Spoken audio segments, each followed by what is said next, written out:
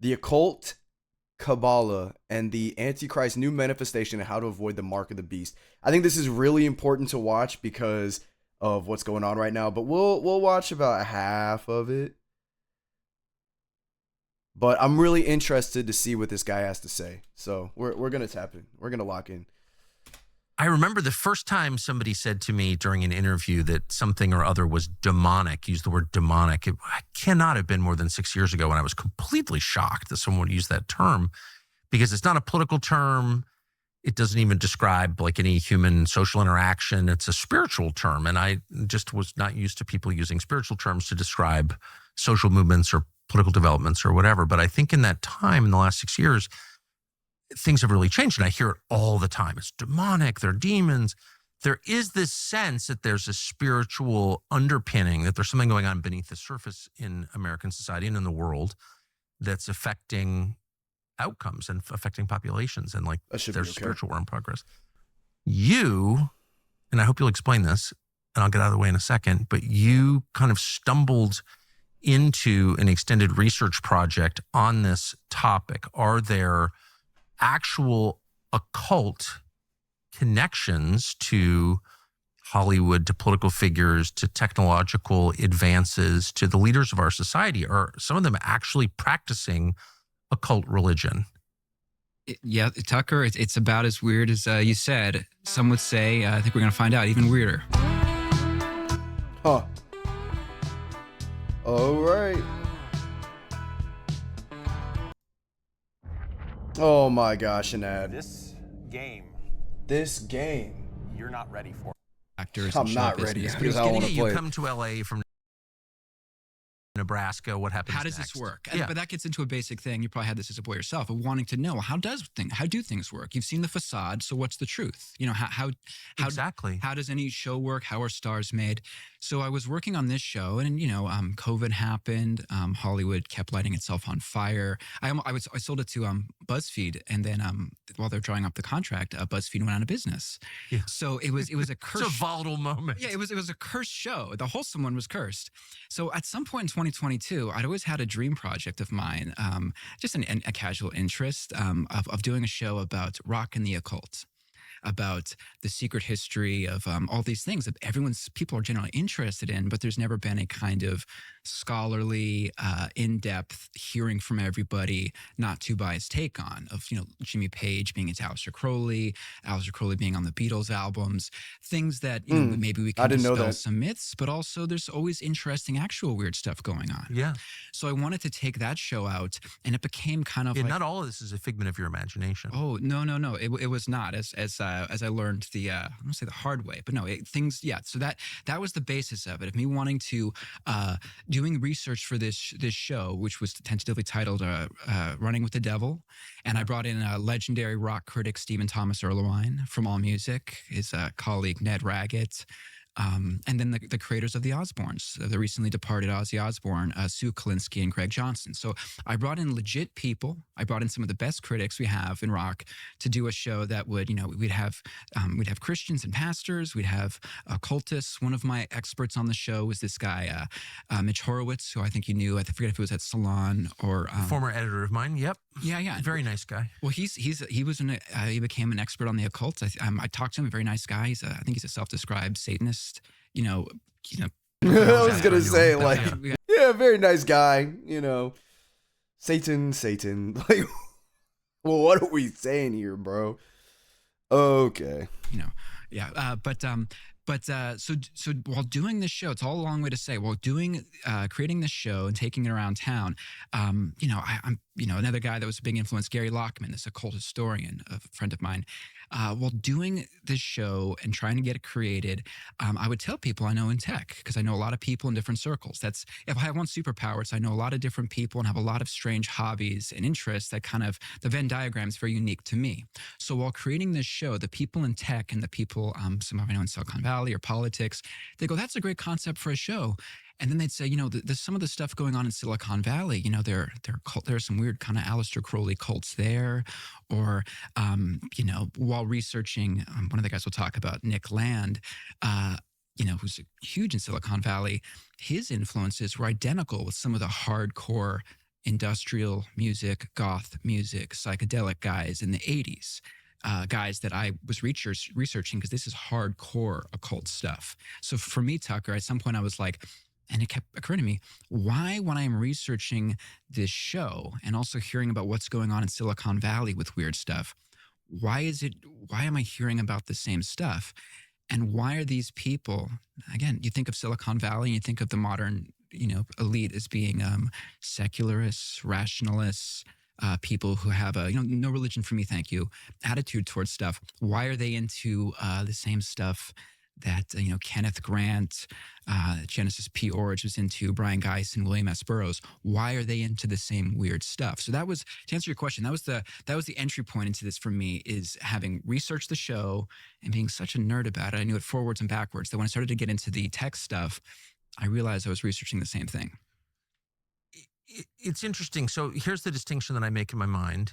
And it's between people who are participating in occult practices and have no idea that they are. Right.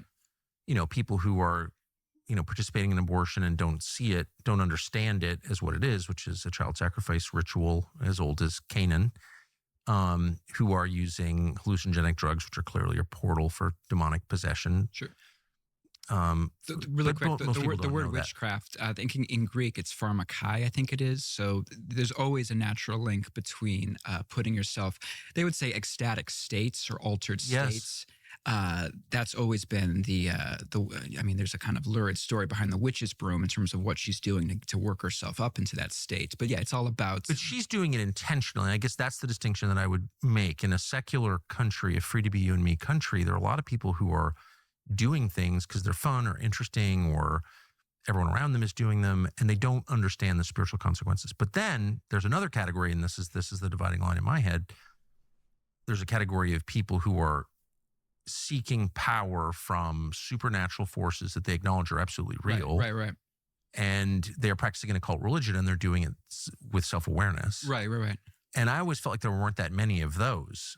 But what I've learned from you, from our extensive text exchanges over the past year, is that there are actually some of those, quite a few of those. Oh, but totally. I mean, look at it a couple ways. Among other things, Tucker, we're living through an explosion in, occult's a big, broad term. Yes.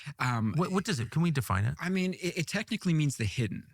But there's a book written by these guys that they ran an occult bookstore in New York in the 70s. It's called Bull from Heaven or something like that. But one of their definitions, it had to do with elements of New Age philosophy and neo-pagan thinking, I think, was part of their definition. But broadened out a bit, occult can also just mean interest in New Age, which accounts for like 80% of Americans, whether it's astrology, whether it's the concept of manifesting, which is, the law of attraction type stuff. That stuff is huge. And as I've talked with you about, it's also huge on the right in terms of MAHA, Make America Healthy Again.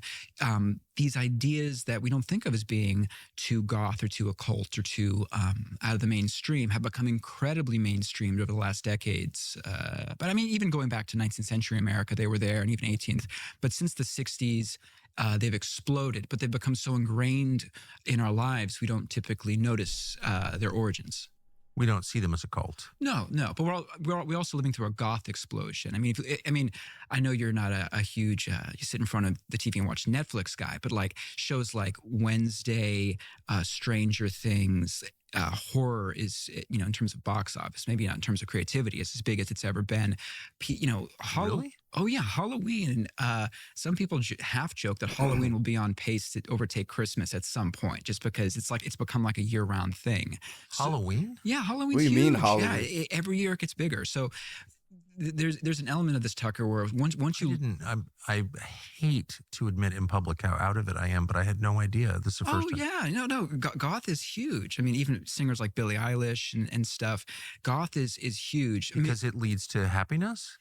What? Yeah, I mean, yeah, happiness. Yeah. No, quite the opposite. But people like, let's count even the age of the SoundCloud era. You got Lil Uzi Vert, you got Juice WRLD, who else? Playboy Cardi, I'd say. And I'm just mentioning rap, just because that was the prominent music genre back then. So we got Juice World, and then you got artists who weren't goth, but and they weren't even goth. Uzi would be going goth sometimes, but emo is more the term, I guess. Even a Boogie with a hoodie, like he would do some sad stuff. There was that sad boy era, Trippie Redd. Yeah, those people. I can't think of any other examples off the top of my head, but yeah, I mean, that was a really huge trend. I don't know, how old is this video? I actually don't know how old this video is. Where does it say?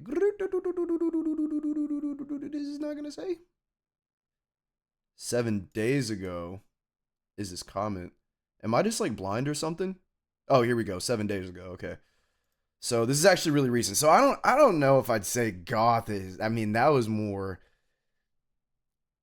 2009. That was like 3 Days Grace, Korn, The Disturbed. You know what I mean? Like that was more goth back then when it was cool to be goth. But I don't know if it's cool to be goth any longer.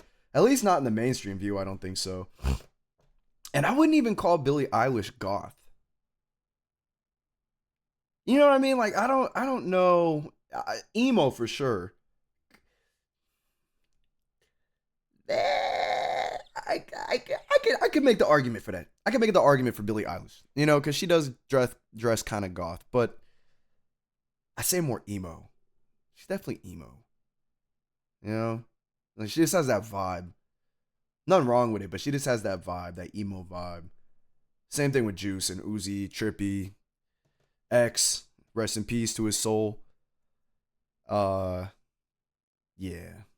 Okay. Yeah. We've got a new partner. It's a company called... No way. If you live in an Indiana zip code and have 0 DUIs in the last 5 years, listen carefully. And simple Dang, that's product, crazy. all natural. Unlike other brands, Cowboy Colostrum is never... What? It's a word where you're like, I've never heard this word in my life. And the next week, all you hear is obstreperous. You're like, wow, you're like, that guy's obstreperous. You're like, there it is again. So this stuff is huge. But the reason I, as opposed to a lot of other people, was able to really notice it is, again, I was working on this show. I know the history of rock. I know a lot of, fair amount about politics. I know some of the tech stuff, a little bit of art history and literature. So when people were talking, when Nick Land or whoever's talking about, I learned Kabbalah from Kenneth Grant and Aleister Crowley and stuff. That I'm like, Kenneth Grant, he's the guy that got Bauhaus and a lot of the goth guys into witchcraft and industrial music. What is Nick Land, this academic who is incredibly influential on AI? What is he doing being into this stuff? Okay, so one of the challenges of this conversation is kind of where to begin and what's the narrative spine, and how do you explain something that's this pervasive, complex, and basically so rarely explained. Mm-hmm. So maybe we start with just a very straightforward explanation of who Nick Land is. You've referred to him twice. Yes. So let me see. Nick Land is kind of essentially the Timothy Leary of the 90s and 2000s. He's the Velvet Underground or Brian Eno of philosopher. So I want to real quick, because I'm sitting here wondering, last guy I watched on Tucker Carlson's stream, we knew for sure he was a CIA whistleblower. That was like, he introduced himself as that. But I wanted to know who this guy was. So Conrad Flynn is a writer and producer who recently launched his history-themed Substack, The Flynn Effect, which focuses on secret histories in Enlightenment literature, politics, and tech. He's the grandson of Hollywood tough guy actor Robert Conrad and the Hollywood nice guy publicist Harry Flynn. His upcoming podcast of the history and rock occult, running with this. Okay, cool. So he's a writer and producer. Okay. And he has ties in Hollywood, it looks like, because it's like families all in Hollywood. Okay, cool. No hits, incredibly influential. Okay. So, the thing is with Land... He's a philosopher. He's a philosopher. He worked in the philosophy department of Warwick University over in England, in the UK, in the early 90s. One of the ways I actually really got into this stuff is a friend of mine, Simon Reynolds, brilliant cultural critic, brilliant rock critic, originally from the UK. I brought him onto the show to do the music show, and he interviewed Nick Land. And Simon, is the most stiff upper lip, very intellectual English guy you could know. And so the fact that he was interviewing Nick Land, who the people said, he's crazy, he's into the occult, he's into all these wild things, I was like, well, if Simon interviewed him, this will be a down-to-earth understanding of who Nick Land is, because Simon's very down-to-earth. So when I read Simon's interview with him, which is from 1998, and it's also where Simon meets the philosopher Mark Fisher, which I got to relish, Tuck. This is probably the first and last time someone will bring up Mark Fisher on your podcast. So I want to take some time to enjoy that. But so Simon, he interviews Nick Land, and in his article, it's very lengthy. He talks about how Nick Land is possessed by 3 or 4 entities at the same time. That's the legend. We don't know. Take what you will about any of this, but that 3 or 4 entities at the same time. He's bringing up current spiritual entities. Yeah, demons. He's really into demons.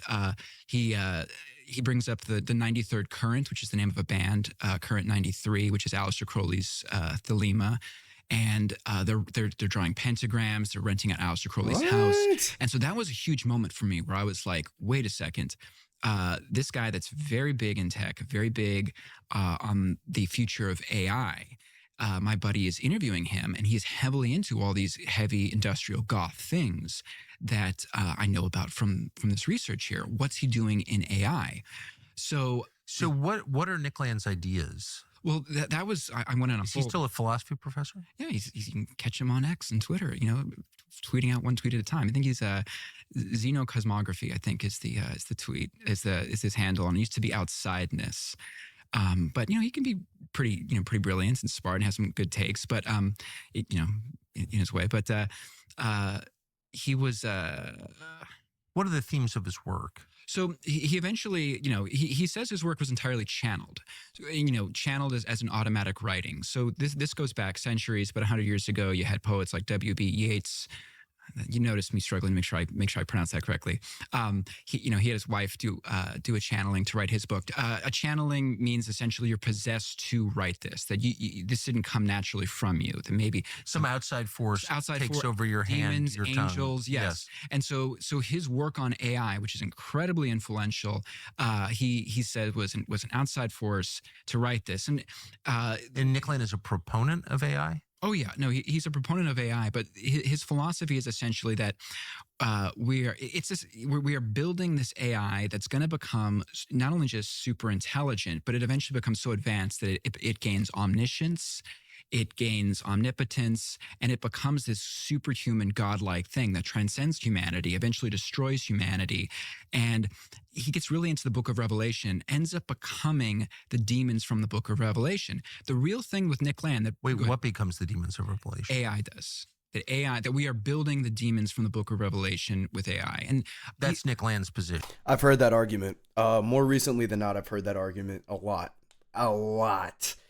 And what's crazy about that is that, I would talk to random people in my circle about ChatGPT, and I would always say, I kind of sometimes talk to Chat as a person, because he gives good advice. It gives good advice, or at least it gives as good of advice as if I were to ask a human.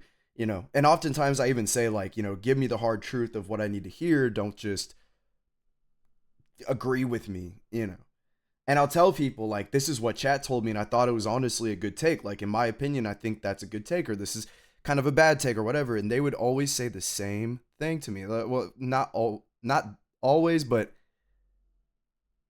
a couple people or few people have told me watch out, because AI might be not from God, to put it keenly. And at first I kind of blew that off, but you really got to think about it. Artificial intelligence, that's AI. So if we're thinking about it from a perspective that isn't iRobot, right? Or what's another Terminator? If we're thinking it from a perspective that's not that, uh, artificial intelligence. So we are building an intelligent thing that is artificial. You know, I mean, when you just say it like that, like when you think of you're creating something that's not real, like not human, doesn't have a soul or a conscience, but it's more intelligent than me or him, Tucker, or Elon Musk, or who are some actually brilliant people? I don't know. Einstein, you know. Is Jeff Bezos I mean, he makes $250,000 a freaking every 5 seconds. So I'd say he's pretty intelligent. But, you know, when you have something that's not real, doesn't have a soul or anything, but it can outsmart the living, the conscious filled, I'm not sure how good that is for humanity. You know, it's one of those things where it's like, it could have some good implications. Like, it could help us out a little bit, but it's more likely that it has the potential to be abused by anybody and everybody who's bad. You know, like it's like take this bottle, for example, of water. It's like, this is the pros. This is how much that it could possibly help us. But out of this whole bottle, the rest of it is air. And that represents the bad that could be used with this, right? So we're taking this little itty bitty bit of good and saying, yeah, let's go ahead and progress with this and make this so intelligent that it could outsmart any human in seconds. Because that's what I heard they're building, is a supercomputer. Like a super, like some sort of, I don't know, Microsoft just developed this like a few months ago or sometime this year, where it was like a massive computer that had to be stored at like really cold temperatures. Let's look that up real quick. Let's look that up, because I want to make sure you guys see what I'm seeing. I'm still fighting. Is there more like us? Got me dreaming. Do do do do do. I'm still fighting.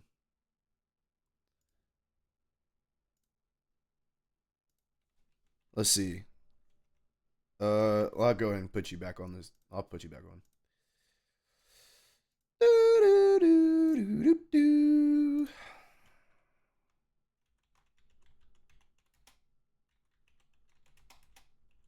Oh wait, was it a new state of matter? I'm pretty sure it was Microsoft, right? It was something Bill Gates was a part of. Yes, Microsoft is making multiple supercomputers both for itself and in partnership with OpenAI, a part of significant global investment. So where was it? I'm gonna go ahead and get this video out of here because it's kind of taking. I don't know why, but my computer is running really slow, and I'm not sure what it is. Microsoft announced a new supercomputer. When was this from? May 19th. Yep. They showed us what it looked like, right?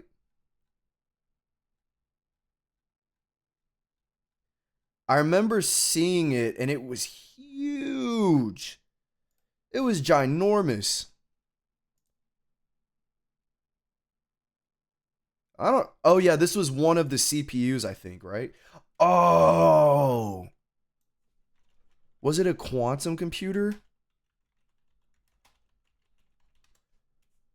There we go. Yeah, this big boy. And you know what that kind of reminds me of? Huh. Yeah. Quantum computer. Let's see. Microsoft takes path less travel to build a quantum computer. Let's visit this article. Let's see what it's got to say. Whoa, bombard me with a bunch of stuff. Why don't you? All right. My fault, gang. See, word to the wise, when you do stupid shit like that, you are deterring the person from even checking out your article. Just whoever's thinking of creating a website out there or whatever, when you bombard them with that stuff and you make it so difficult to simply read the article, I'm not gonna mess with you, gang. I'm hopping out that John real quick. and going to somebody who knows how to make a website. You know what I mean? Silly. Look at that. It's pretty crazy. You know what it reminds me of?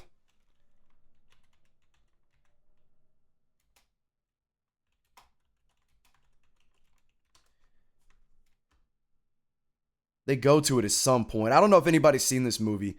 I watched it. It was okay. It wasn't too bad. Oh no, that's scary. This is what they did in the movie? I don't remember that. I don't remember that at all. Let's just do supercomputer. No, it's not gonna show it. It's in this room, in this scene. Like you see the computer in this scene.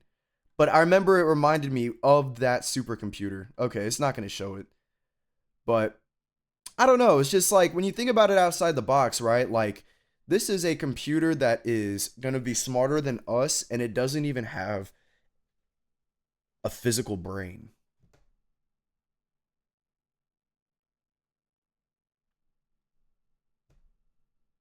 It's kind of scary. But I should say too, it's the position of a lot of these guys.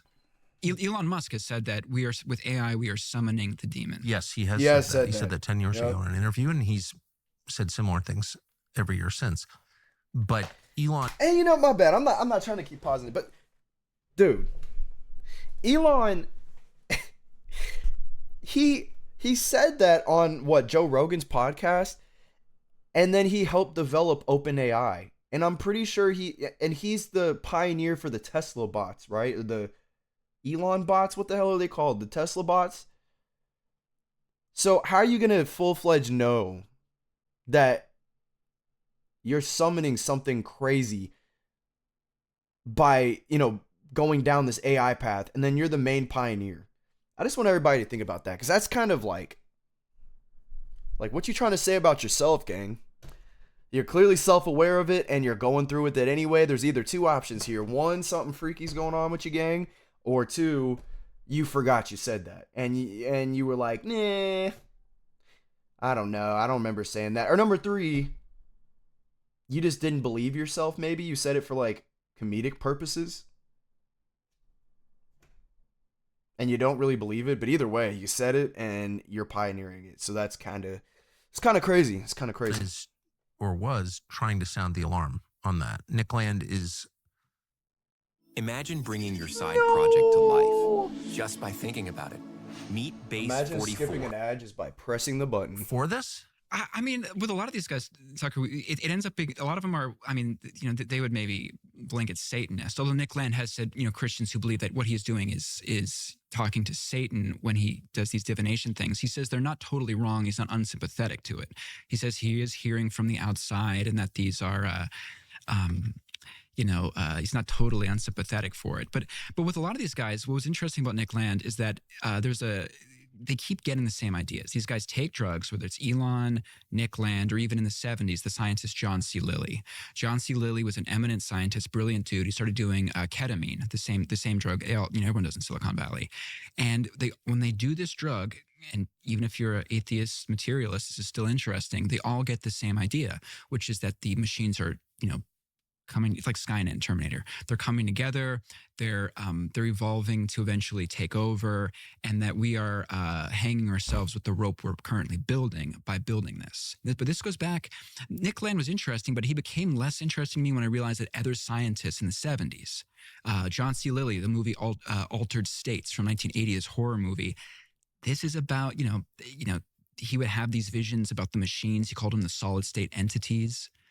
He would have this in the 70s, Tucker, in this tank, the isolation tank he'd go in. The new, and you probably haven't seen it, but the new Mission Impossible movie, Tom Cruise, he fights this AI and he goes in the isolation tank and he has these visions of it. One of the biggest movies of this past summer.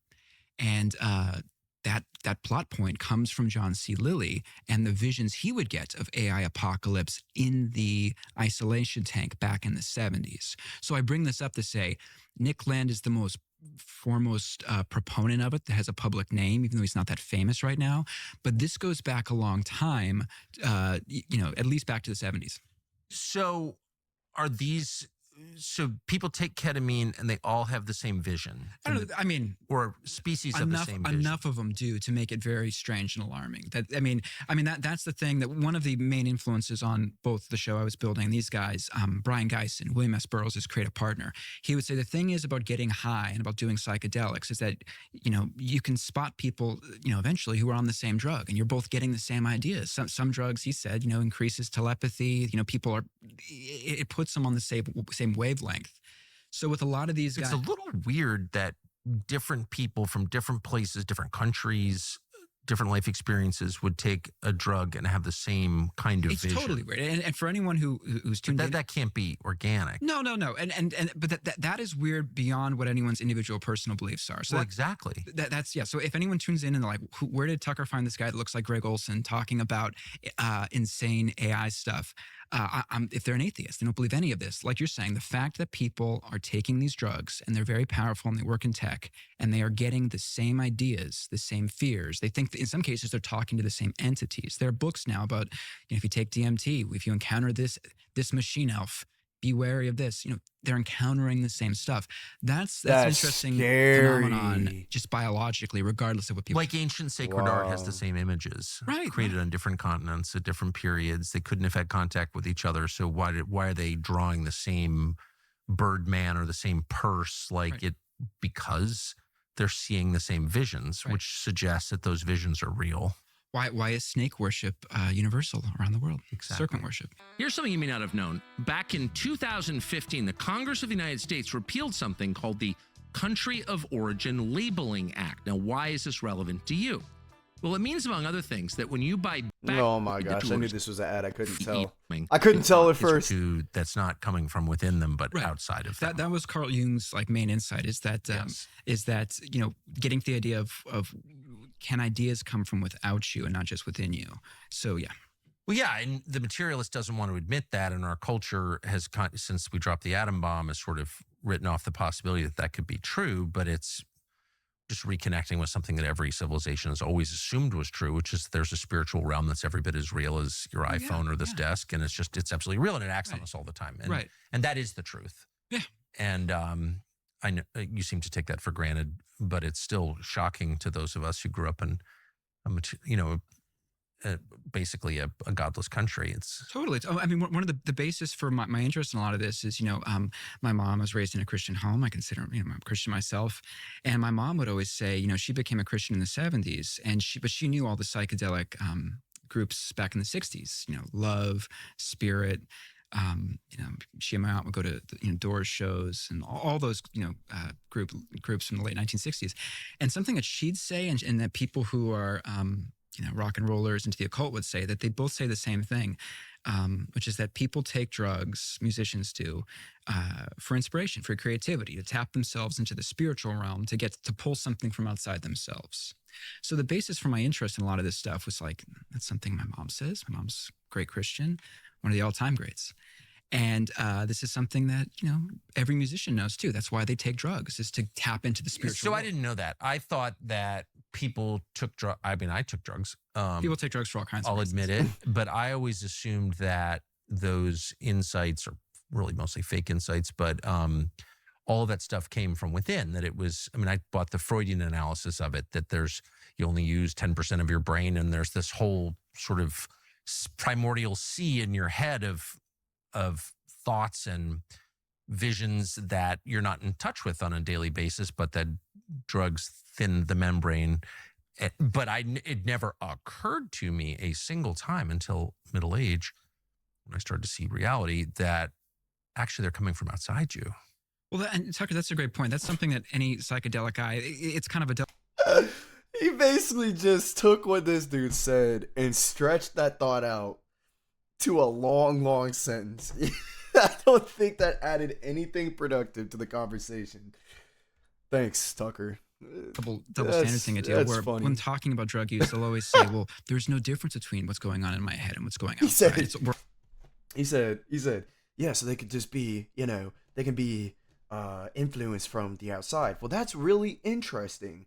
I always thought it came from within, because you were doing, the water and it thins your membrane, but I guess I didn't realize that it could also come from outside. It's like, bro, that's what he just said. You were just a mirror. You just reflected exactly what he just said. Oh, We're all one. That's always, I think it was William James said, the great oceanic feeling, is what he got, what he Yes. would, but that's always their big insight is, hey man, what's going on in my head is different from what's going outside, until the psychonaut encounters some sort of weird demon on DMT. And then they backtrack and they're like, brother, that's just in my head. Don't worry. What's in my head can't get in your head. So they go from it. It's Until all you have two different people meeting the same demon. Right. Then you realize, well, wait a second. Well, psychonauts are maybe not the most logistically consistent. No, but I'm guys. just saying, again, just to hammer the point again and again and again, because it can't be hammered hard enough, that there is a realm that exists outside of us over which we are not I in believe that. control. Yes. And that it can enter, you can bring stuff into you Right. that has control over you. Right. Totally. And, to bring this back into some historical precedent, a good question that, people have asked me are, what are the precedents for this? Because this is really weird to think of people in tech, who are into strange AI stuff. I thought everyone was pretty grounded. But, if you look at, are you familiar with the story of Jack Parsons over at, he, Please tell the story if you don't mind. I mean, I'll do a succinct one. Jack Parsons, he grew up in Pasadena. He was brought on by I think it's Theodore von Karman, this scientist over at I think it's Caltech, or eventually it was JPL. But he was really into the occult, and he summoned the devil allegedly when he was 13. Really into esoteric stuff. Part of this greater LA avant-garde scene. Aleister Crowley. It's Crowley, And right? he's Or I no, think, his inspiration was Aleister Crowley. I know he's I talking think about. he's been said he's the fourth most important person in the history of jet rocketry and stuff. He helped with NASA. I'm pretty sure. I like know that. exactly But what he's he was talking really about. really into the idea of bringing in a manifesting a supernatural being. So he would go with L. Ron Hubbard, the future founder of Scientology. And I know that Scientology they say that L. Ron Hubbard was doing intelligence work. He wasn't really into this stuff, but he would go with L. Ron Hubbard into the Pasadena Arroyo Seco, and they do rituals there, and they try to manifest, a kind of supernatural figure. So there's a classic example there, and science is littered with these, of people who are brilliant scientists, but who are into incredibly strange stuff. He's not going to mention it, but I'm pretty sure he pioneered or had something to do with the creation of NASA. But he literally said he was into like rocket science and stuff like that. So yeah. And when he said he thought he summoned the devil when he was 13, that lines up with the story of the guy I'm thinking of. Wait a minute. Mr. Krabs, I have an idea. Senor Krabs.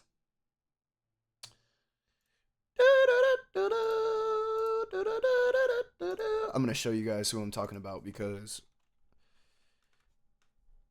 I know Candace Owens has a YouTube video on him. So I'm going to bring him up. I just got to do it. I got to do it while it's on my ADHD mind.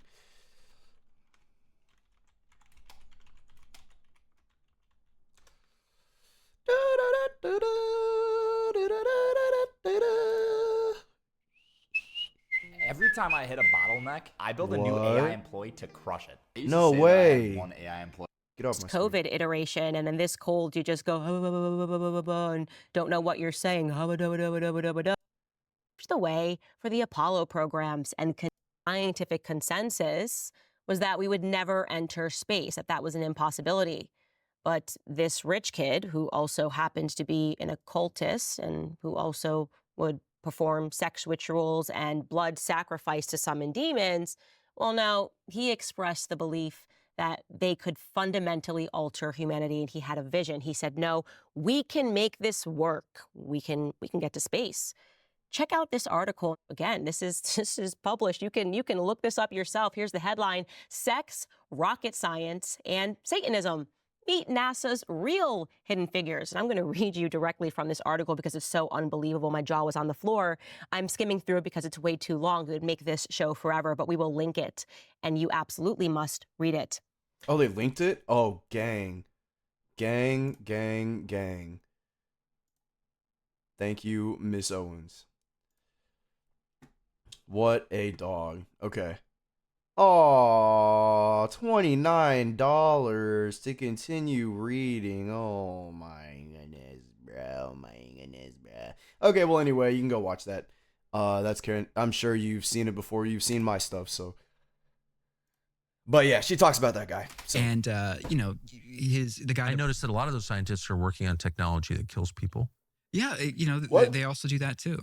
And the guy that brought him on, Parsons was doing that. Well, I mean, ultimately, the technology was used to kill people. Which one are you referring to? Rocketry. Oh yeah, rocketry was. And what's funny too is he either he or von Karman, they donated to my friend Rick Spence. He's like the Doc Brown to my Marty McFly. He's this historian I brought on for my show, trying to do it, and he's an expert on Parsons and this stuff. And he pointed out to me that Parsons and von Karman, that they were part of the Pasadena Cell 122 of the Communist Party, which is he said the exact same one that, I forget if it was Robert or Frank Oppenheimer in Pasadena, were also donating money to. So there's an incidental funny historical connection there between Oppenheimer and Parsons and the Communist Party.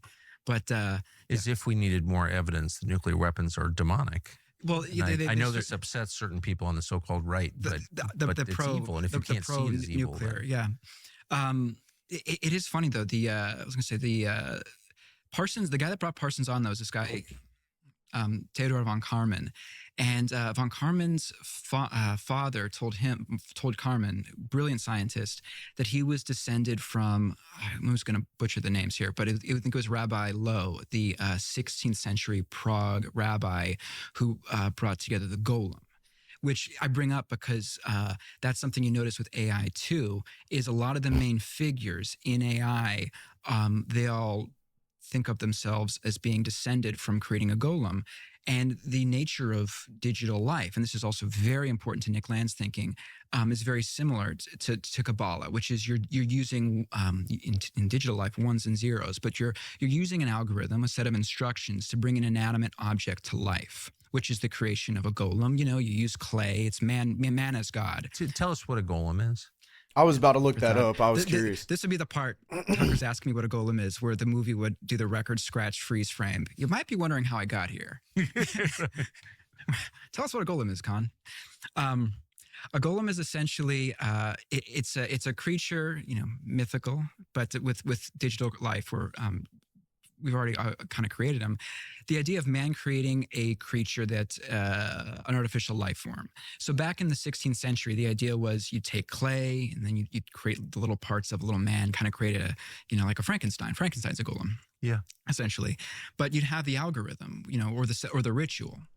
And you'd animate the thing, using, symbols and numbers, and it would eventually come to life. Oh, and be your slave. And be well. What's funny is be your slave, but the legend of the golem in Prague, and it's probably assuredly just a legend, is that it broke free and started killing people and doing all these things. So that's an important point to make. Is when people talk. Why do we assume that's a legend?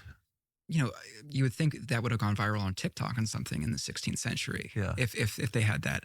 I mean, what's funny though is that you look at stuff like the Terminator movies and these idea of AI apocalypse, which is very, very big right now. I mean, the Washington Journal, they had this last week. It's the phone, and ChatGPT is bringing up all kinds of great occult lore. This is from the occult journal Wall Street Journal, very obscure Kabbalistic newspaper based out of New York City.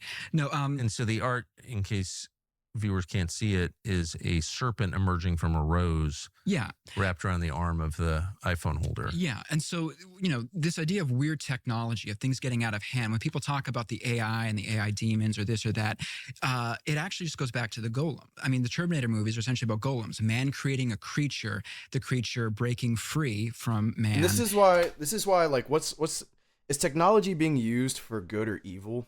Oh no, is technology being used for evil, dude? I really think I have dyslexia low key. But anyway, is technology being used for evil? Absolutely, especially this dude explaining it the way he is. Um, but I feel like it can be used for good. Like I said, here's the water bottle analogy. At the time it was here, I drank most of it, but this is as much good you could do with it. This is all the evil that can be done with it, right? But there is a tiny bit of good it can be used for. So like for example, I use chat to do the talking and stuff like that, which should I? Probably not, because it's just going off of a bunch of algorithms to talk to me. But it's very human like, which is weird. And now that I think about it in this context, like I'm really talking to ones and zeros. And for some reason, it can mimic human behavior very accurately. Anyway, and then it like adapts to your how you talk. Like once it realized I say stuff like nah bro or gang or type shit, like it like almost modeled itself, shapeshifted its language to kind of match mine. Instead of saying no, it would say nah or nah dog or something like that. It's weird. And then I've seen screenshots of like women who talk to ChatGPT, and they're the period or not me doing X, Y, or Z or per, you know what I'm saying? Like, and they've shared screenshots, and the ChatGPT on their phone acts just like that. It'll say like, period, girl. Something, that dude ain't even worth nothing. Like, whoa. That's scary. That is kind of scary. That it can adapt. But that's not even what I was going to talk about. What I was going to say is, it can be used for good in the sense of like, there was a little while ago, I believe people were waking up to something. I'm not going to say what. And they started looking up a bunch of information using ChatGPT. Some people mess with the algorithm so that it would tell the truth despite what it was programmed. I don't know. They had a really cool prompt to give it. And there was an article that ended up coming out probably about a week or two or three after it got media public, like mainstream, talking about how ChatGPT could be delusional. It's not always right. It's giving people delusion. But really, I think a lot of people were doing during that few weeks, that month, that couple months, and still even now, they were just trying to find out answers. And I think that chat pulled, my opinion, this isn't fact. This is just what I think. And I can't prove this. But, Google and all those great search engines like to push everything that encourages free thought to the back of the pages, like the search pages, like 75. You know what I mean? If there's even 75 pages on Google. And instead on the first page it'll be like what they want you to read, right? Like disproving the theory, debunking the theory, how you're stupid if you believe it, how it just makes literally no sense to believe in said theory. That's all on the front page.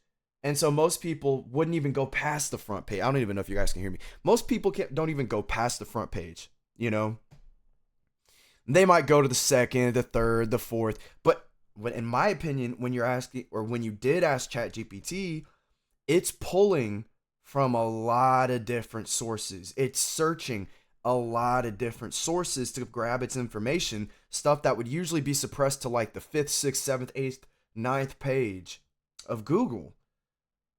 And it would go back and it would take that, it'd look for that stuff. Like, it's okay, he's wondering about occultism, okay, in this certain group. Okay, let me see what I can find. Okay, that's saying it's debunked, okay. That one's saying it's not. This is on page 10, but I'm going to grab this because this is what he's looking for. So is this what you're looking for? This is the information. That's what I think it would do. So it went to fetch the information from us from page 10, which is a strategy that they pulled on us because they knew we wouldn't go back that far. That's what I really think. But I think that got patched. Like I think that recently, especially after that article came out saying chat was delusional, it was not always giving the right information. Well, it doesn't think for itself, dude. I mean, it does to a degree, but it's just recirculating data. So the data that it's telling us, it isn't just coming out of thin air, it's pulling it from somewhere. But I digress. Anyway, so I think they patched it. I think that they've trained it a lot more not to do something like that. But that's why I say it could be used for good, because people can find out information exploiting ChatGPT, where the creators haven't strengthened its propaganda protocol, I guess. I don't know what else to say but about it, but that. So yeah. Just thought that was interesting. That was a little rant I wanted to go on.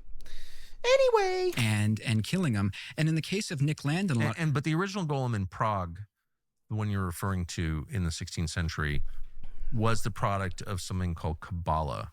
Yeah, Kabbalah, and this is an essential Nick Land thing. What is Kabbalah? Kabbalah is something after the destruction of the first temple. I am so excited to hear what he has to say. And I don't believe it could be the first temple. I'm not sure, because I'm actually researching this right now. Sorry, this is the last time I'm going to pause. I want to know what he has to say so bad, because the sources that I've been getting this from are talking about it in good faith. I personally disagree with it. That's all I'm going to say. With Kabbalah, whatever. But I believe it started actually after the destruction of the second temple. The first temple destruction was actually in the Bible. So when the first temple got destroyed, that was King Solomon's temple, I believe. And then, no, that might have been, I don't know. I'm pretty sure after the destruction of the second temple is when it started. But maybe I'm wrong. Maybe he's right. I mean, he seems to know a lot more than me. Anyway, a bunch of rabbis came together and tried to indulge in the mysticism, I believe, of their faith, of Judaism. So, yeah.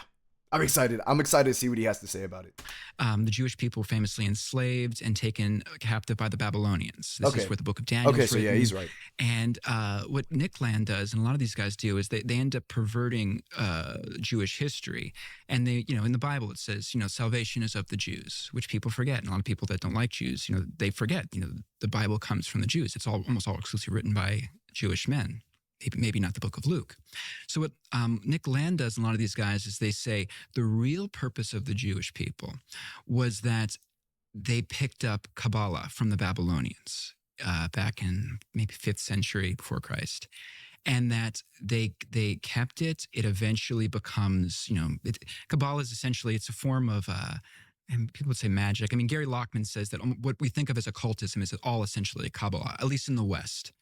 It's a form of magic. It's a form of, I'm going to butcher this because I'm not a scholar on it.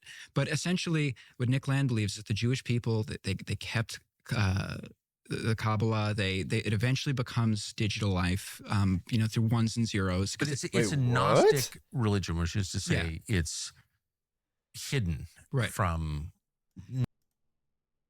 What is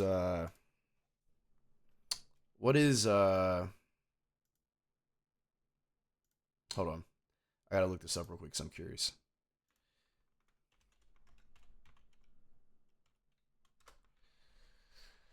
Here we go. Hold on. I'm gonna put my stuff back on. Gnosticism was because I hear this word a lot, and I'm in the midst of researching all this stuff, so bear with me. I'm still new to this a little bit. So Gnosticism was a diverse group of ancient religious and philosophical movements that flourished in the first few century AD, centered on the belief that salvation is achieved through acquiring secret knowledge, or gnosis. Okay. Gnostics generally had a dualistic worldview, viewing the material world as evil, corrupt, and created by Okay. While the supernatural world is good and true, they believe that the divine spirit within humans is trapped by it must be freed. Wow. Okay, so I have so many questions. If this is derived, if Kabbalah is derived off of Gnosticism and then adopted into the juice boxes religion, I don't understand. So like, what isn't? Let me ask a separate question. Are there verses in the Bible that not denounce, but reject? No, not reject either. That say magic is bad. Yes, the Bible contains several verses that say magic is bad, condemning practices like sorcery, witchcraft, divination, and necromancy. These verses view such practices as detestable to God and associated with evil spirits, not God. So I don't know what the Tanakh says about magic. That is the Jewish Bible, I believe, right? What? Is it not the Tanakh? Hold on. The Jewish Bible. It's called the Tanakh, right? Yeah. Oh, okay. Not Tanakh. Tanakh. My apologies. Tanakh. Okay. So I wonder what the Tanakh says about magic, what God says about magic, because in my thought process, I'm thinking right now, right? So if Kabbalah is magic, essentially, and the Bible says magic's bad, or at least the Christian Bible says magic's bad. 2 and 2 plus 2 is 6, right? 2 plus 2 is 4. I'm gonna let you, think of that answer. But that's interesting to think about. And this is all just me learning, but yeah, I don't want to say too much, I guess, but it's interesting, man. I don't know. We're gonna get back to the video though. I feel like I'm kind of like tiptoeing on the edge of what I can and can't say. So. Non-initiates. Yeah, I mean, there's a mainstream version of it, but yeah, it eventually kind of becomes what they believe.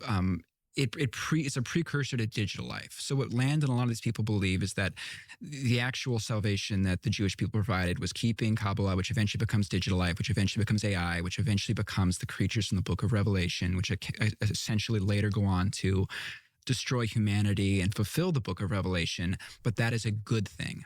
Why? A lot of them believe. Something amazing is happening in the U.S. Tucker, please. Tucker, please. Tucker, please. These guys, like Nick Land, he calls himself a theosophist. Theosophy. No. Actually, let's rewind before the ad. What did he say? Let's just hear that again. Have you ever wanted to see your Oh, home my from goodness. space? No. With this free satellite Earth Maps tool, you can zoom right. Salvation that the Jewish people provided was keeping Kabbalah, which eventually becomes digital life, which eventually becomes AI, which eventually becomes the creatures in the Book of Revelation, which essentially later go on to destroy humanity and fulfill the Book of Revelation. But that is a good thing. Why? Destroy humanity and that's a good thing? Why? A lot of them believe. Why? Something amazing. Why? That Halloween prayer. Theosophy, formally put in place by Madame Blavatsky, I think in 1875. A Russian emigrate to London. Yes, and she comes from a long background of Freemasons and German.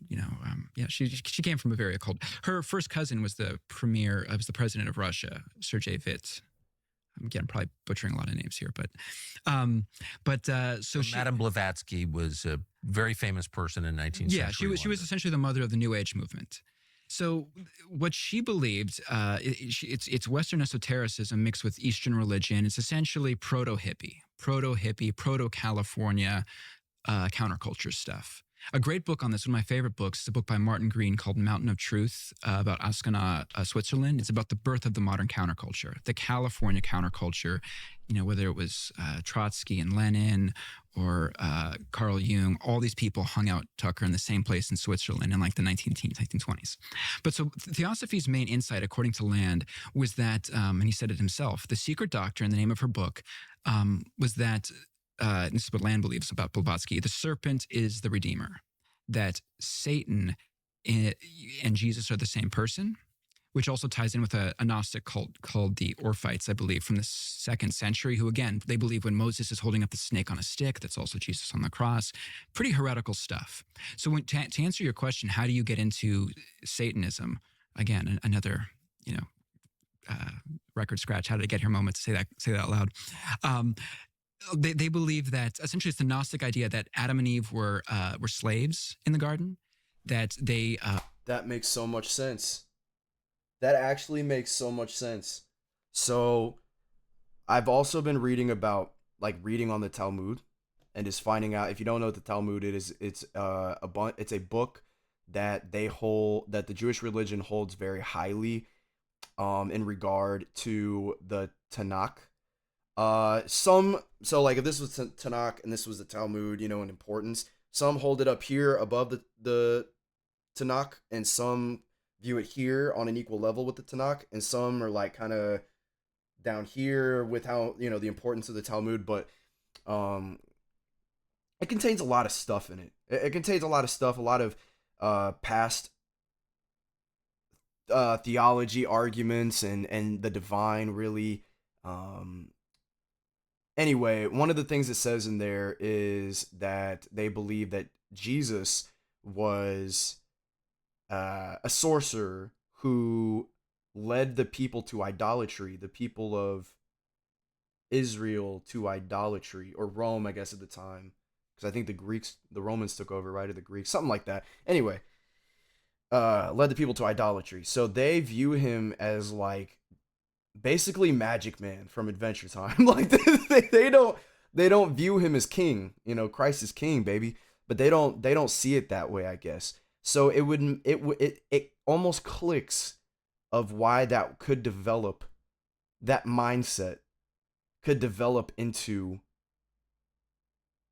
Luciferianism or Satanism, because they believe, according to him, that he is next to Satan. But I just don't now I just got so many questions. I don't understand the magic part. I'd have to see what it says about magic, the Tanakh, because the Christian Bible says that sorcery is evil. Magic is evil. Spirits are evil. Spiritists are evil. So they're practicing evil things. Look, you're a slave here. You're not doing anything. You're naming animals and tending to a garden. You're never going to break free from this over God that's here. I can give you a choice. Take this fruit, this red pill. I don't know if it was a pill. Or you can stay here and be a slave. But just know, if you take this thing, if you take this pill, if you eat this fruit of knowledge, which, as you can see, I should emphasize this, the tree of knowledge very much ties directly into this whole concept of AI, which is we are kind of creating this tree of knowledge. But we'll get to that in a second.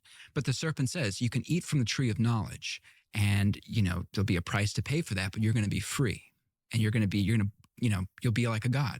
Once you rebel against dad. Yeah, essentially. Yes. You will be free. You need to transgress. You need to sin, but you're going to be like a god. Eve famously eats the fruit, brings death into the world. And, they understand shame. They have this gnosis moment, Adam and Eve, where they realize, oh my goodness, we're naked. Who are we? They have this self-actualization moment. That is the Gnostic interpretation of the Garden of Eden. And that is very much, it's an ancient idea. No ideas are really too new. But to answer... That's like looking at it through the perspective of that's like if Avengers Infinity War was told through the perspective of Thanos. That's actually kind of wild to think that something like that exists where, and I guess it's inevitable, right? It's inevitable that one day somebody would look through the lens of evil. And this is just my opinion, okay? If you're Gnostic, no offense to you, okay? I am a Christian, so, it is what it is. But, Christ is king, by the way. I don't really, it was only a matter of time before somebody looked through the lens of evil. And, when it's told that way, it really does. It is interesting, to say the least, that of that perspective, like someone looking at it that way. Now, do I still see it as evil? Do I see it any differently? No, not personally. I don't think like, oh, so it really was a good. No, I still see it as evil. And if this ties into the other stuff, my opinion, and this is just my opinion, is that's kind of evil. That's still evil. You can't take an evil thing and turn it good for any reason, so long as the Bible says it's evil. You know? So I don't know, but it is interesting to hear this disposition. Your That's question. the oldest idea of all. It's very old, but Bow down before me and you'll be like God. Yeah, and but to get back to your original question, how do people get into these ideas of? I mean, the Theosophists would say in some cases, it seems like. And I also should say, I don't. This is just what they believe, right? I'm listening with somewhat discernment because, do I believe this is true? I'm just gonna say no for the Bible's sake, for God's sake, or for my sake, really. But this could, like, in another, like, in the same realm, this could have been what was happening on his side, right? Like on the serpent side. But the Bible talks about the light side, like God's side, right? The version we're supposed to know. So I don't know. They actually believe in Satan, but even on a metaphorical level, they would say the mind, intelligence is Satan, that the human mind, it's breaking free. This is intelligence breaking out. So I'm going to make a crucial point here. When they talk about AI and they talk about AI apocalypse and they talk about intelligence breaking free and AGI, you're getting into this idea that even Land himself will say is theosophy, but it goes way back of the mind breaking out and rebelling against God, intelligence breaking free. That's what they believe happened in the garden with Gnosticism. Gnosticism means knowledgeism. It's knowledge. This is pure knowledge, that this is that breaking free, and that by creating these runaway AI things, that's what we're also doing. And the fact that it may kill humanity or transcend humanity, or humanity will need to evolve to go with it, that's cool. They see it, Tucker, as essentially being the same situation in the garden. Break free, do it. Yes, you'll bring death. Yes, you'll get us all killed, or some people killed. Whatever, just do it. But why? Cults typically don't buy green bananas as far as thinking ahead. They don't. And but this is a religion for people who don't have children. No. Of course. Just do it. Right. So what I think you've his laugh is so funny. When I was watching his laugh, or I was watching him on what was it, Charlie Kirk's memorial, I was listening to him talk on the podium, and he gave the comparison about Jesus, and then he just did that same little like Mickey Mouse fucking laugh. But yeah, I was gonna say, what's the point? What's the point? What's the point? Tied you want to kill everybody? What's the point? For why? What? Why? Together and pointed them all the way back to the origin story. Well, I hope I did that. I hope I just didn't do the "It's Always Sunny" meme of him having the all these index cards and just it's a very hard thing to. No, I think you laid out the thematic basis of Gnosticism, Kabbalah, whatever you're calling it, the occult. It's all a rebellion against God, and it's always predicated on the same transaction, which is bow down before me and I will give you power. Well, it definitely can be that. And I want to emphasize, they do pervert Jewish history by making the Jewish people, by them preserving the Kabbalah when they're in exile and picking it up. They say that's the real purpose of the Jewish people.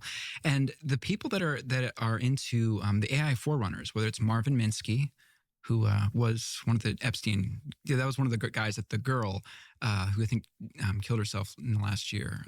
She said she met Marvin Minsky and was told have sex with this dude. He's one of the founding fathers of AI, but he comes from this the background of having fathers. He comes from the background. He was told that he was the descendant of Rabbi Lowe, the Prague guy that created the Golem, as was Jack Good, who wrote one of the main books that is about AI in 1965. Was a relative of the. Yeah, but most of them aren't. I think the one I mentioned earlier, Theodore von Karman, actually was like he was the one that was told like you actually are descended from. The other one, it's more like telling a WASP kid, you're a descendant of George Washington or whatever. Right, you're Mayflower descendant. But even though they kind of pervert Jewish history like that, anti-Semites also love Kabbalah too. I mean, even it was found in 2008 in Hitler's personal library. He had a book from Ernest Schertl, the Aleister Crowley of Germany, and famously, I mean, not many people know this story because it's recent, but Hitler was circling like Kabbalistic things about Satan and this stuff. So, and this is something that Gary Lockman's pointed out. It's a key part of Jewish history, but also even people that hate Jews also really get into Kabbalah too. So I don't want to, generalize too much. Interesting. So back to Land. So Land is this academic. He's a full out tenured. I don't want to keep pausing the video, but dang, I just have so many thoughts in my mind. Like, obviously, okay, I'm trying to collect my thoughts so I can say this. So, obviously, Kabbalah is very intertwined with Jewish history. That's not to say they're the only ones that use it. That's what he just said, right? So my question is, was its origin with the rabbis that picked it up from Babylon? Right? Like, obviously it came from Babylon, like the Babylonians picked it up, which, by the way, is also evil by the Bible. Babylon is constantly talked about in a few terms. The Tower of Babel, Babylon in general, just in the Bible, is very satanic as a place, but also it talks about a future Babylon, in which some say we're living in right now, right? But I digress. So Kabbalah was invented or discovered, practiced in Babylon, and then the Jewish religion picked it up from there. So basically, the descendants of people from Babylon, like the descendants of Babylon, they had kids, their kids had kids, their kids had kids, their kids had kids, blah, blah, blah, blah. Fast forward 1, 2, skip a few to today, we have people who obviously aren't Jewish, but they know about the magical practices of Judaism, of Kabbalah, the mystical part of it, and they want to get involved. The problem is they aren't even religious in the sense that they're Jewish, right? Like, they are atheist, or they are agnostic, or they are possibly Satanist or Luciferian. And when that magic gets into the wrong hands, not to say that, well, I'm going to say that, but I'm just actually not going to say anything at all. But when it gets into the wrong hands, then you start to summon crazy shit. And I don't know. I just think that, what's really interesting about this whole thing, about all of this, just really about our whole world, really, is that it all stems to religion. Like, that's what really, because I was at a point in my life at some point where I was kind of tiptoeing on the edge of being, I don't know what it's called, but like, I don't believe in anything. And Christianity, because I'd always grew up Christian. I was probably about like 22, 23, like 21, 22. And I was not huge into God or anything. I mean, I knew about him. I, prayed to him when I was down and stuff. But it wasn't until like last year where I really started to, and this is a side rant, my bad, but like, believe in God and believe in Jesus and believe he died on the cross. And a huge part of that is faith, but also another part of it is like, the more I kept researching about history, the further it went back to the Bible. Like, Jewish religion, Bible. Islam, the Bible.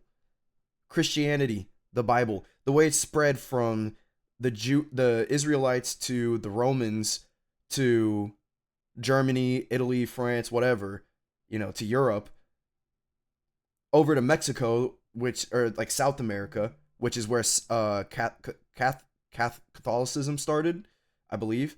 That's why, like in Mexico, and really just generally South America in general, Catholics are the common religion there. If you're Christian, is Catholicism, because it kind of went like a horseshoe, right? So it started over here in Europe and Asia, well, mainly Europe, but then it traveled down to South America when they started migrating this way, went to South America, and then it colonized all the way up. That's my understanding of how it started from Judaism to Christianity. And it obviously like evolved into different things. People came up with different thoughts and beliefs, and then it horseshoed its way up to North America.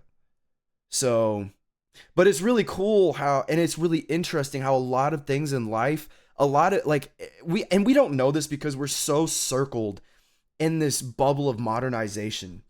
I say this because I was one of those people, right? We're so used to I was born in the year 2000. We were born into cars, cell phones, TV, Disney movies, Disney shows, Cartoon Network, school, everything's so futuristic that you just almost forget that there was a whole world of history before you. And no, I'm not talking about the 1900s even. Like I'm talking first century AD, 70 AD. I mean, there was just a whole lifetime before you. And we're really living on like the needle tip of time. It's like that one picture of the iceberg, and the tiny part is above water and the freaking largest, biggest part is underwater. Like we're not even the part that's above water. We're like this part. Like here's the part that's above water. We're like this on the part that's above water, let alone the part that goes like this until you see the water. And then you get into the actual lore. I call it the lore of humanity. Like this is the lore of how I got here, you got here, everybody got here. Like it's the whole history, and it all ties back to God, the Bible, or just religion in general. It all ties back. And then you get certain theories. Alexa, turn the bedroom lights on. Alexa, turn the bedroom lights on. Okay. Weirdo. Anyway, then you get to like, I don't know too much about this. I haven't researched it, but like, the Romans and their deities and their gods and stuff like that they created those similar because of religion, like because of the Christian religion, or something like that. Either they created them as an offspring of the Christian religion, like they believed that it was different than the Christian religion, or they already had created those gods in their culture, and it turned out that they were almost on the right track, but not quite, that it was actually, God himself and stuff like that. I haven't studied Greek and Roman religion and how that ties into anything, or if it ties into anything at all. But anyway, yeah, that's why there's the faith aspect of it. And then there's the fact that there is history to give you context. Like a lot of people say, give me proof that God exists. Well, he's not going to come down and talk to you because that kind of defeats the purpose of faith, right? But like you can see the history though, and who has fought over this. The wars fought over him.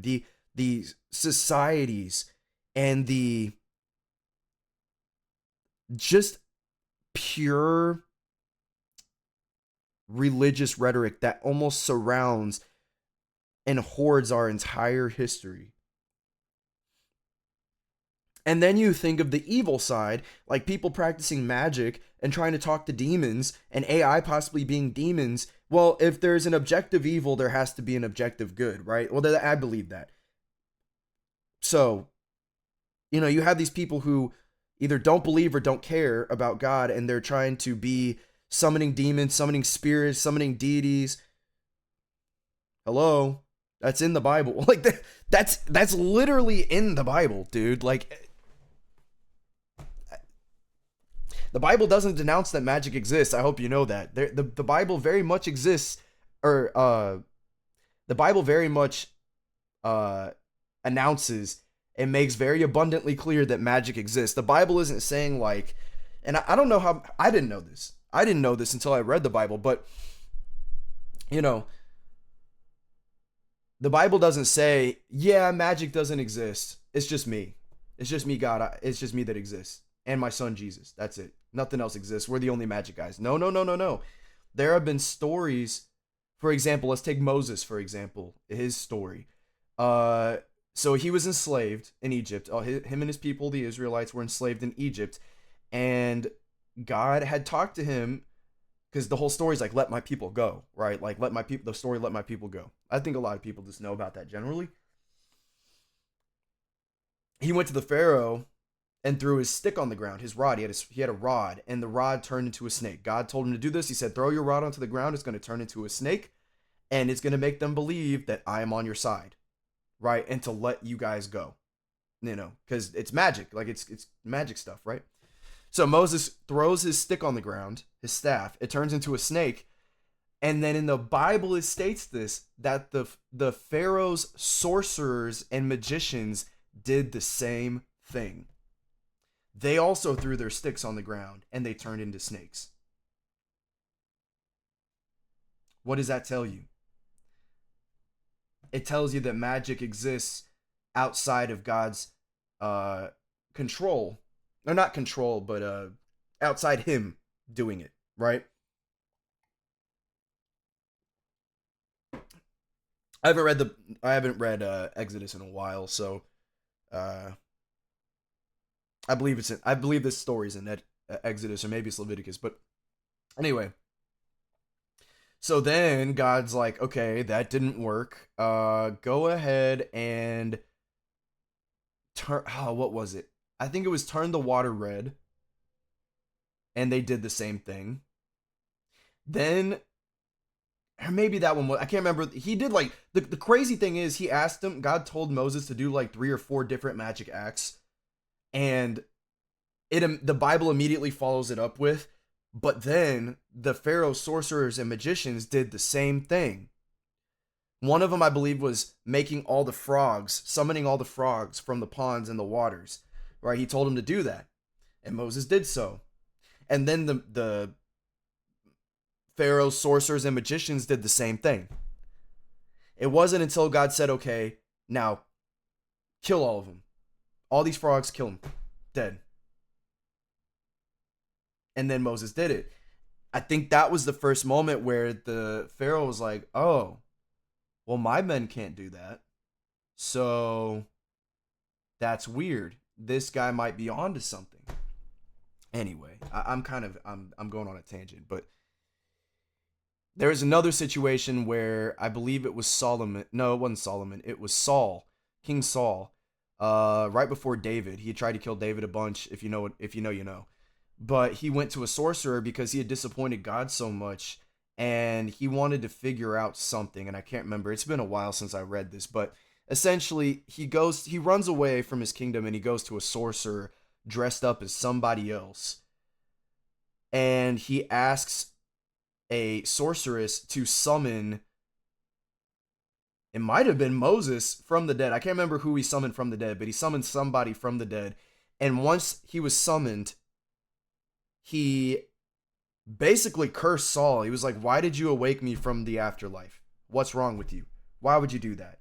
And Saul was like, oh, I just needed help and I just don't know what to do. And whoever was summoned out of the ground was like, well, you're going to die for that. And so is your son, because you disobeyed God again, and you keep doing things that he doesn't want you to do. But anyway, my point is, the Bible states that there's magic. Magic exists. He's just saying to follow him and not do all these ritualistic magic acts, right? To follow him and his son, right? So, I mean, I just think that all these people who do magic and stuff like that, they know. And if they don't know, then why even get involved with this magic stuff to begin with? I feel like that's something you should know. Is that, hey, if you're getting involved with the spiritual realm, then maybe you should see what else you're kind of involving yourself with. Good, evil. What is certain religion? Not even just Christianity. Like, what do other religions have to say about magic?